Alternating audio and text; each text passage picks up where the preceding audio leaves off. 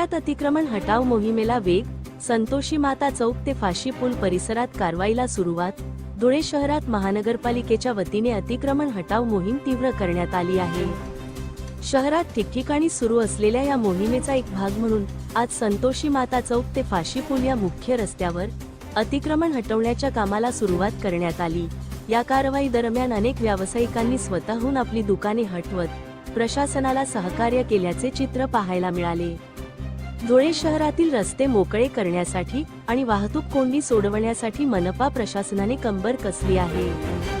गेल्या काही दिवसापासून संतोषी माता चौक ते फाशी पूल रस्त्याच्या दोन्ही बाजूंच्या साईड पट्ट्यांवर अनेक छोटे मोठे व्यावसायिक आणि दुकानदारांनी अतिक्रमण थाटले होते, त्यामुळे वाहतुकीला मोठा अडथळा निर्माण होत होता।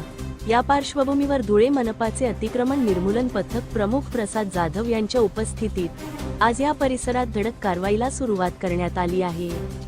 विशेष बाब म्हणजे मनपाचे पथक कारवाईसाठी येताच अनेक दुकानदारांनी स्वतःहून आपले साहित्य आणि दुकाने काढून घेत प्रशासनाला सहकार्य केले। शहरात विविध ठिकाणी सुरू असलेल्या अतिक्रमण मोहिमेचाच एक भाग म्हणून आजची ही कारवाई राबवली जात आहे। धुळे क्राईम न्यूज साठी अब्दुल रहमान मलिक, धुळे।